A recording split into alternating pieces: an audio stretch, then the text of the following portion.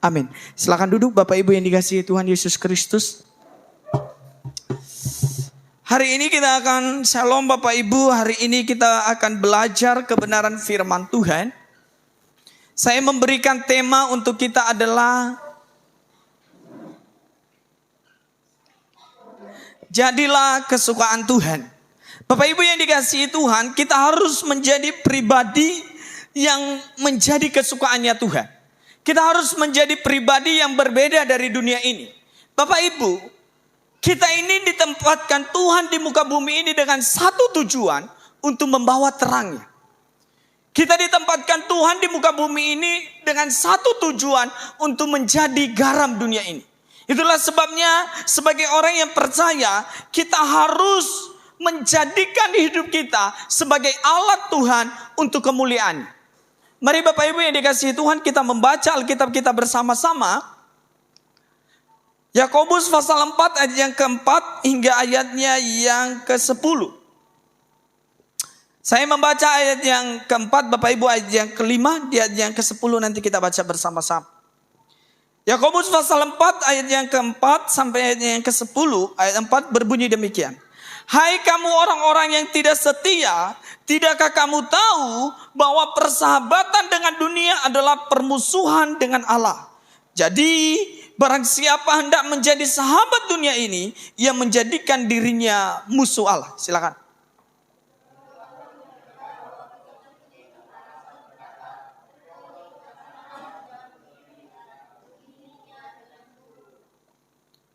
Ayat yang ke-6. Tetapi kasih karunia yang dianugerahkannya kepada kita lebih besar daripada itu. Karena itu ia katakan, Allah menentang orang yang congkak, tetapi mengasihani orang yang rendah hati.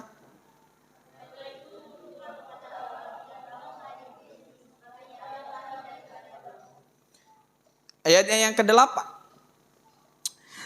Mendekatlah kepada Allah dan ia akan mendekat kepadamu. Tahirkanlah tanganmu, hai kamu orang-orang berdosa, dan sucikanlah hatimu, hai kamu yang mendua hati.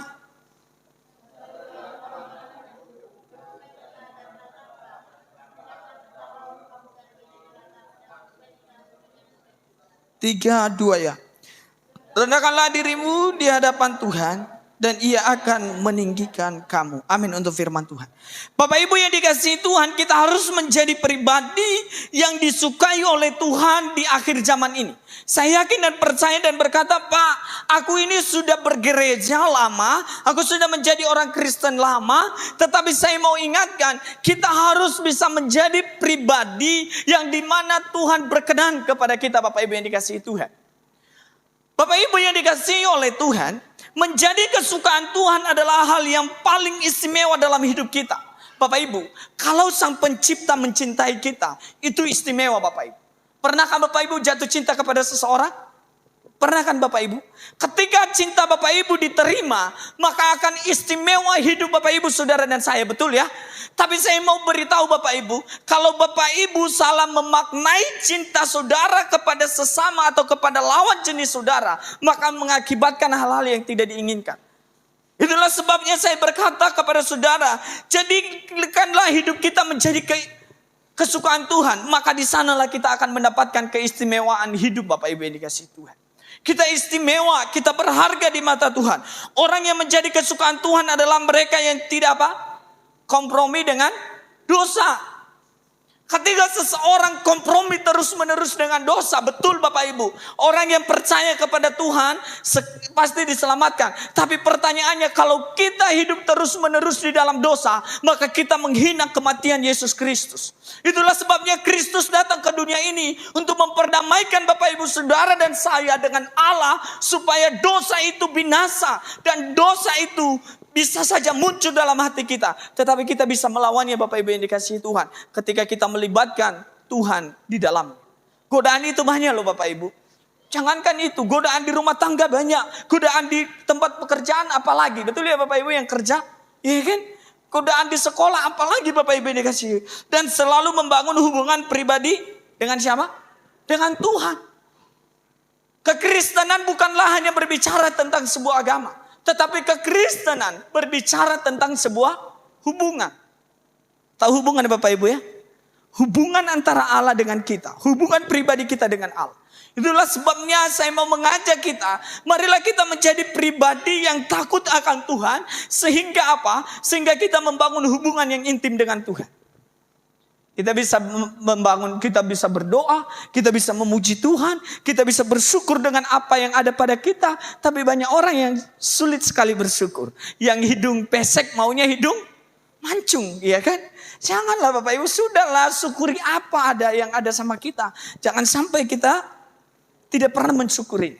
Hubungan pribadi kita dengan Tuhan itu perlu Bapak Ibu yang dikasihi Tuhan. Kita baca Alkitab, kita berdoa, kita memuji Tuhan, kita memberikan hidup kita sepenuhnya kepada Tuhan. Nah Bapak Ibu yang dikasihi Tuhan, apa yang harus kita lakukan supaya kita menjadi kesukaan Tuhan? Ada beberapa hal yang saya mau bagikan kepada kita pagi hari ini. Kita harus menjadi kesukaannya Tuhan. Yang pertama, kita harus rendah hati. Disinilah ketika kita mau berkata, aku mau menjadi kesukaannya Tuhan, maka harus ada kerendahan hati dalam hidup kita. Karena bukankah kita menyatakan tadi, persahabatan dengan dunia menjadi apa? Musuh bagi Allah. Artinya orang yang selalu mencintai dunia ini dengan kebinasaannya, maka kita akan menjadi musuh Allah. Kenapa orang tidak mau datang ke gereja? Karena dia lebih suka mencintai dunia. Bukankah Alkitab mengatakan, hai kamu orang-orang yang tidak setia.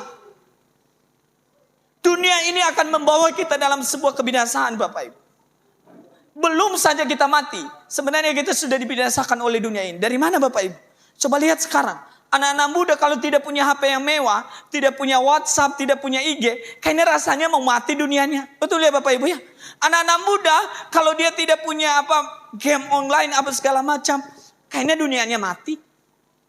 Hari ini saya mau mengingatkan kepada kita, marilah kita menjadi orang-orang yang rendah hati di hadapan Tuhan.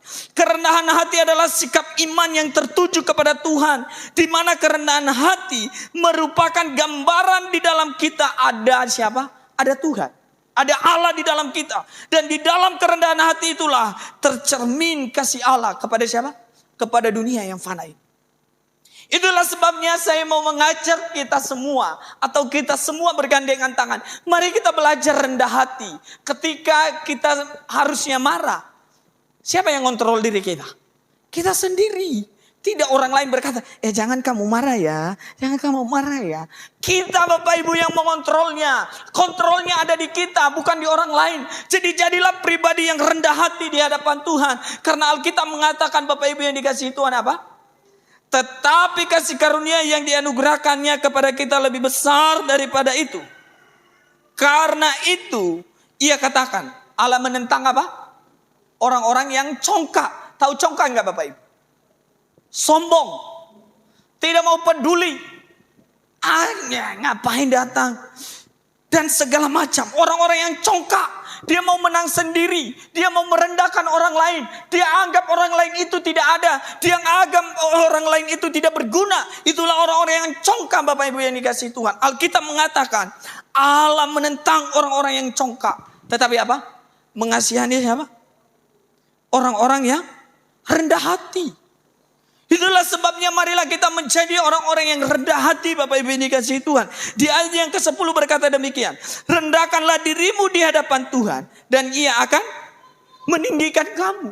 Bukankah ini tujuan kita Bapak Ibu yang dikasihi Tuhan? Tujuan ketika Bapak Ibu Saudara dan saya memiliki kerendahan hati, maka Allah yang meninggikan Bapak Ibu Saudara dan saya. Tidak perlu promosi kita begini. Kita perlu berkata, aduh aku ini loh punya ini punya itu. Tapi ketika Tuhan yang promosikan hidup Bapak Ibu, tidak ada satupun yang membatalkan. Kalau Tuhan yang promosikan Bapak Ibu menjadi orang yang hebat, tidak ada yang bisa mengendalikannya Bapak Ibu. Karena firman Allah berkata, rendahkanlah dirimu di hadapan Tuhan, Dia akan meninggikan kamu. Mari Bapak Ibu yang dikasihi Tuhan, mari kita baca firman Tuhan ini bersama-sama. 3, 2 ya. Ganjaran kerendahan hati dan takut akan Tuhan adalah apa? Kekayaan, kehormatan dan kehidupan. Ada 3 ganjarannya Bapak Ibu yang disampaikan oleh Amsal. Ketika Bapak Ibu mengambil sebuah sikap rendah hati, maka ada hal-hal yang istimewa di dalamnya. Apa itu? Ada kekayaan. Mungkin kita tidak kaya secara materi, tapi kita bisa memberikan hal-hal yang baik kepada orang. Mungkin kita tidak kita punya rekening bank banyak uangnya, tapi kita mempunyai hati untuk pekerjaan Tuhan, untuk menolong orang. Itulah sebabnya Alkitab berkata, ganjaran kerendahan hati dan takut akan Tuhan adalah kekayaan. Apa lagi? Kehormatan. Apa lagi? Dan kehidupan. Artinya ada kehidupan kekal di sana. Ada kehormatan ketika orang-orang yang rendah hati itu Bapak Ibu.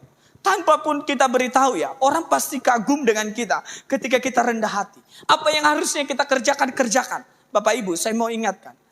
Kelihatan orang yang rendah hati itu adalah ketika tidak ada orang, dia bekerja loh Bapak Ibu. Artinya apa? Dia tidak butuh pujian dari manusia. Dia hanya butuh pujian dari Allah. Karena apa yang tidak kelihatan bagi manusia, Allah melihatnya Bapak Ibu yang dikasih itu. Firman Tuhan lagi berkata di dalam Mazmur pasal 149 ayat 4. Kita baca bersama-sama. 3, 2 ya. Sebab Tuhan berkenan kepada umatnya. Ia memahkotai orang-orang yang rendah hati. Dengan apa? Keselamatan Bapak Ibu yang dikasih Tuhan.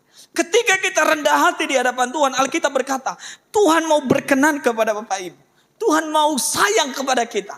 Dia memberikan kasihnya bagi kita. Dia sayangi kita apa adanya. Kalau dunia melihat rupa, tapi Yesusku tidak pernah melihat rupa. Kalau dunia melihat hal-hal yang semata, tapi Yesusku tidak pernah lihat itu. Itulah sebabnya banggalah menjadi anak Tuhan Bapak Ibu yang dikasihi Tuhan. Karena kita punya Tuhan yang besar. Mungkin hari ini kita ada di dalam pergumulan, tapi saya mau ingatkan, rendahkanlah hatimu dan datang kepada Tuhan. Sebab ketika engkau rendah hati, Alkitab mencatatnya bahwa Bapak Ibu, Ia akan memahkotai apa? Kehidupan kita. Dia akan memahkotai kita kemenangan demi kemenangan. Dia akan menyelamatkan kita Bapak Ibu yang dikasihi Tuhan. Itulah sebabnya mari kita mau belajar rendah hati. Saya pun belajar Bapak Ibu. Bagaimana supaya saya bisa rendah hati. Setiap hari harus latihan. Ketika orang mengomongin kita yang enggak, kita tahan telinga kita dan berkata biarkan saja dia ngomong apa yang menurut dia baik. Karena belum tentu menurut dia baik. Menurut Tuhan itu baik. Itulah sebabnya jangan pernah sakit hati kalau orang omongin saudara. Rendahkanlah hatimu di hadapan Tuhan. Biar Allah berperkara dalam kehidupan. Yang kedua Bapak Ibu yang dikasihi Tuhan. Yang kita belajar dari pembacaan kita. Supaya kita menjadi kesukaan Tuhan. Yang kedua kita harus tunduk kepada siapa? Kepada Allah. Tunduk kepada Allah Bapak Ibu yang dikasihi Tuhan. Itu keharusan. Itulah Bapak Ibu yang dikasihi Tuhan. Tunduk kepada Allah adalah kesadaran sendiri untuk melaksanakan perintah Tuhan dan menjauhi apa yang bertentangan dengan siapa? Dengan Tuhan. Hukum Tuhan. Sebagai bukti bahwa kita adalah orang-orang yang sudah tertebus. Bapak Ibu, kita harus tunduk kepada Allah. Tunduk kepada Allah itu kesadaran kita. Karena dialah pencipta kita. Dialah Bapa kita. Dia yang mengasihi kita ketika kita masih di dunia gelap. Dia berkata di sana, anakku, aku lo udah berikan kasihku kepadamu. Saya sudah mati buat kamu. Kenapa kamu hancurkan hidupmu dengan hal-hal yang tidak berkenan kepadaku? Betul Bapak Ibu, selama kita hidup kita menikmati. Tapi kalau kita salah menikmati hidup, maka hidup itu akan membawa kita ke kebinasaan. Bukan hanya kebinasaan kekal, tapi kebinasaan tubuh ini juga kita akan alami Bapak Ibu ini itu. Ada banyak orang ya Bapak Ibu. Udah dibilang dokter, sore ini ya. Sudah dibilang dokter, Pak kurangi gula. Contohnya ya. Enggak apa-apa, nikmati aja hidup. Siapa yang salah? Dokter sudah ingatkan kepada kita. Apa? Pak kurangi gula ya. Gulanya Bapak tinggi. Lah kita minum aja sembarang. Tidak menjaga. Siapa yang salah? Kita Bapak Ibu yang dikasihi Tuhan. Artinya kita menyiksa tubuh kita sendiri. Dokter sudah bilang, kalau kamu makan daging Pak, akan menambah apa? Kolesterol. Membuat kamu darah tinggi. Enggak kok. Didoakan dalam nama Yesus. Kolesterol hilang. Waduh, itu salah Bapak Ibu yang dikasihi. Jangan kita menggunakan nama Yesus sebagai mantra. Tahu mantra Bapak Ibu yang dikasih itu. Apa yang terjadi? Dalam nama Yesus. Dalam nama Yesus gitu ya. Kita yang salah makan gitu loh. Dokter sudah bilang gak baik buat kesehatan. Tapi dalam nama Yesus sucikan, kuduskan, benar. Nama Yesus sucikan dan kuduskan. Tapi tubuh kita sudah tidak mampu menerimanya lagi. Yang anak muda juga berdoa, Tuhan Yesus, dalam nama Yesus saya mau dia jadi jodohku. Dalam nama Yesus saya mau dia pendamping hidupku. Dalam nama Yesus, dalam nama Yesus. Loh. Nama Yesus kok dijadikan sebagai mantra. Jangan salah menggunakan nama Yesus Bapak Ibu. Itulah sebabnya Bapak Ibu yang dikasihi Tuhan. Tunduk kepada Allah membawa kita kepada sebuah keberanian untuk melawan apa? Iblis. Alkitab mengatakan Bapak Ibu yang dikasihi. Karena itu tunduklah kepada Allah dan lawanlah iblis. Maka ia akan lari dari padamu. Kalau mau menjadi kesukaan Allah, tunduklah kepada Allah. Gitu ya. Tunduk kepada Tuhan. Tunduk dalam otoritas kuasanya. Maka kita bisa melawan siapa? Iblis. Kita gagah-gagahan mau doakan orang, contohnya kerasukan gitu, gagah-gagahan. Tapi kita belum pernah tunduk kepada Allah. Alkitab mencatat kalau Bapak Ibu membaca anak-anak Skewa, karena dia lihat Paulus melepaskan orang-orang yang terbelenggu roh jahat. Anak-anak Skewa ini berkata, saya juga mempunyai kuasa yang sama kok. Tapi tahu endingnya Bapak Ibu yang dikasih Tuhan. Dia pakai nama Tuhan. Iblis berkata begini, Paulus saya kenal, Yesus saya tahu, kamu siapa? Mereka lari telanjang Bapak Ibu yang dikasihi Tuhan dibuat oleh iblis. Baju mereka terlepas, celana mereka terlepas. Karena apa? Karena mereka salah menggunakan nama Yesus Bapak Ibu yang dikasihi Tuhan. Nama Yesus bukan sebuah gagah-gagahan bagi kita Bapak Ibu yang dikasihi Tuhan. Tapi Alkitab mencatat, tunduklah kepada Allah dan lawanlah iblis. Kapan kita berani melawan iblis? Ketika kita sudah tunduk kepada Tuhan Bapak Ibu yang dikasihi Tuhan. Firman Allah berkata demikian Bapak Ibu yang dikasihi. Sadarlah dan berjaga-jagalah. Lawanmu siapa? Si iblis. Berjalan kemana? Berjalan keliling seperti singa yang mengaum-ngaum. Dan mau mencari orang yang diapain? Ditelannya. Sadarlah Bapak Ibu yang dikasihi Tuhan. Iblis mungkin tidak bisa menghancurkan kita dengan istri. Tapi dia bisa menghancurkan kita dalam pergaulan. Iblis mungkin kita ibadah di gereja. Tapi dia bisa menghancurkan kita dengan studi. Dengan berbuat hal-hal yang tidak baik di hadapan Tuhan. Tapi percaya Alkitab mencatat. Sadarlah dan berjaga-jagalah. Ada dua kata kerja di sana. Sadar dan berjaga-jaga. Tapi terkadang kita menjadi orang yang kurang sadar Bapak Ibu ini kasih. Kita tidak sadar bahwa kita ini adalah milik Kristus. Kita tidak sadar bahwa kita di dunia ini hanya penumpang. Kita tidak sadar bahwa kita di dunia ini hanya merantau Bapak Ibu ini kasih Tuhan. Perantauan kita akan berhenti. Saya tidak tahu mungkin kalau diibaratkan dalam sebuah perjalanan. Mungkin di mana kita berada hari-hari ini Bapak Ibu ini kasih Tuhan. Itulah sebabnya Bapak Ibu ini kasih Tuhan. Alkitab mencatat dan mencari orang-orang yang dapat ditelannya. Makanya ayat 9 berkata demikian. Lawanlah dia dengan apa? Dengan iman yang teguh. Sebab kamu tahu bahwa semua saudaramu di seluruh dunia menanggung penderitaan yang sama. Iblis banyak caranya untuk menjatuhkan kita Bapak Ibu. Betul. Itulah sebabnya Alkitab mencatat Bapak Ibu yang dikasihi Tuhan, iblis itu hanya datang untuk membunuh dan membinasakan. Tidak ada sukacita di dalamnya Bapak Ibu yang dikasihi Tuhan. Mungkin hari ini kita bersukacita tapi belum tentu besok. Tapi ketika kita ada di dalam Tuhan, Tuhan pasti memberikan kita sukacita itu. Itulah sebabnya jangan heran Bapak Ibu. Orang-orang yang punya hubungan pribadi dengan Tuhan. Seakan-akan hidupnya tidak punya masalah. Kenapa? Karena dia tahu bergantung kepada siapa. Dia tahu siapa yang bisa memberikan jalan keluar bagi masalahnya. Coba orang yang belum pernah yang geresak-geresuk. Selesai gak masalahnya? Bisa tambah masalah Bapak Ibu yang dikasihi Tuhan. Iya. Bisa tambah rumit. Ketika kita menyelesaikan segala sesuatu dengan kekuatan kita sendiri. Itulah sebabnya mari kita membangun sebuah hubungan yang akrab dengan Allah. Seperti kita membangun hubungan yang akrab dengan pacar kita, dengan istri kita. Dia adalah yang tidak kelihatan Bapak Ibu. Tapi Allah itu bisa kita rasakan penyertaannya dalam kehidupan kita sehari-hari Bapak Ibu yang dikasih. Yang ketiga yang kita bisa pelajari dari pembacaan kita. Yang ketiga adalah mendekatlah kepada Allah. Supaya kita bisa menjadi kesukaan Allah, kita harus mendekat kepada Allah. Sesungguhnya Allah itu sudah mendekat dengan kita. Dia sudah hadir di dalam hidup kita Bapak Ibu yang dikasih itu. Tetapi ada respon dari kita. Kita perlu menyadari bahwa Allah sudah mendekatkan dirinya kepada setiap kita melalui apa? Kematian Tuhan Yesus Kristus. Allah sudah merendahkan dirinya, dia mau mendekatkan diri kepada manusia, dia mau jadi serupa dengan manusia, supaya manusia yang berdosa ini bisa ditebus, supaya manusia yang sudah hilang kemuliaan Allah ini dikembalikan kemuliaannya, sehingga manusia yang sudah binasa ini dikembalikan kepada yang Tuhan kehendaki, kepada rencana Allah. Itulah sebabnya Bapak Ibu yang dikasihi Tuhan. Maka dari itu kita sebagai orang tebusannya harus terus menyerahkan hidup kita kepadanya. Tanpa meragukan apa? Kuasa dan mujizat.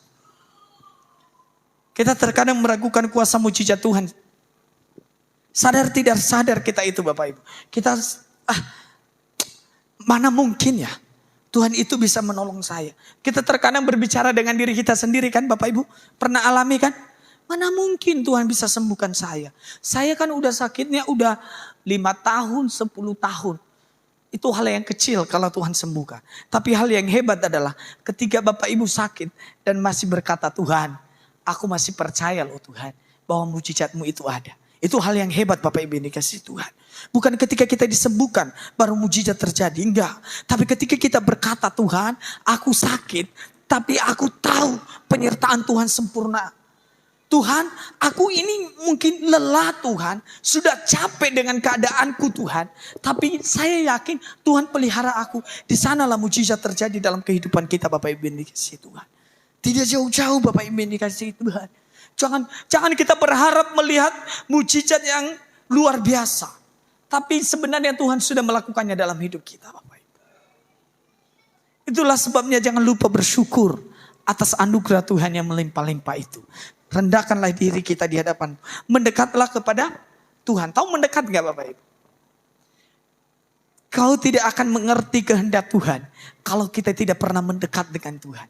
Kita tidak pernah mengerti apa yang Tuhan mau dalam hidup kita kalau kita tidak pernah mendekat dengan Tuhan. Kita tidak pernah tahu apa isi hati Tuhan bagi kita kalau kita tidak pernah dekat dengan Tuhan. Itulah sebabnya saya mau mengajak kita semua. Mari kita mendekatkan diri kepada Tuhan Bapak Ibu yang dikasihi Tuhan. Kita mendekatkan diri kepada Allah kita. Sebab Dia mengasihi kita. Bangga enggak Bapak Ibu kalau dikasihi Tuhan? Ketika suatu saat kita bertemu dengan Tuhan, Dia berkata begini. Hai hambaku yang setia, masuklah ke dalam perjamuan anak domba itu. Hai hambaku yang setia, yang taat, penderitaanmu sudah selesai. Sekarang engkau mau mendapatkan mahkota kehidupan. Bukankah itu tujuan kita? Itu adalah iman yang kokoh Bapak Ibu yang dikasihi Tuhan. Allah berjanji akan mendekat kepada setiap orang yang bertobat dari dosa-dosanya. Saya mau tanya Bapak Ibu, yang hadir di sini siapa sih yang gak punya dosa? Ada Bapak Ibu yang dikasihi Tuhan. Tapi pertobatan itu perlu dari hari ke sehari kita lakukan. Dari hari ke sehari. Dari hari ke sehari. Dari minggu ke minggu. Dari jam ke jam. Kita mau bertobat. Kita mau berserah diri kepada Tuhan. Kita minta pengampunan kepada Tuhan. Karena ketika Tuhan sudah memberikan pengampunan. Tapi terkadang iblis berkata, hei kamu lo kemarin kayaknya ke tempat yang lain. Kamu kemarin kayaknya maki-maki orang ya. Itu kan pernah kita rasakan kan. Tuduhan demi tuduhan dilemparkan iblis. Supaya apa? Ya udahlah, saya nggak perlu ke gereja. Saya malu datang ke gereja. Saya orang berdosa.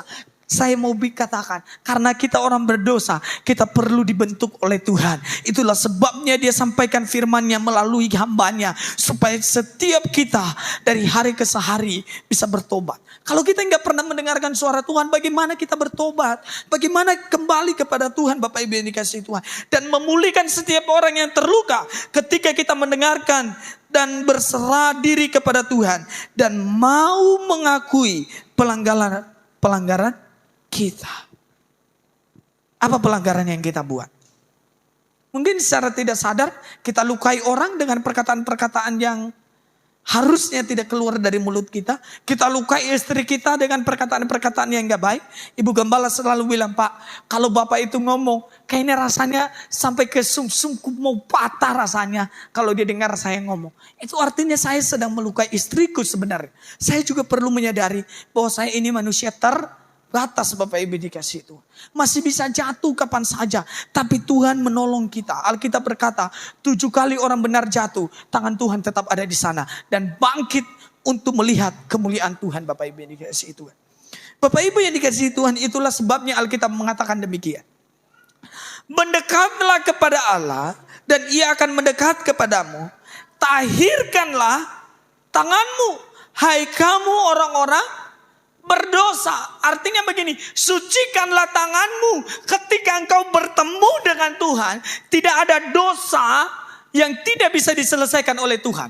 Dosa yang tidak bisa diselesaikan oleh Tuhan adalah hanya dosa yang tidak pernah disampaikan kepada Tuhan. Tidak ada satupun dosa di dunia ini yang tidak bisa diselesaikan oleh Tuhan. Alkitab mencatat, meskipun dosamu merah seperti grimiji, akan diputihkan seperti apa? Salju.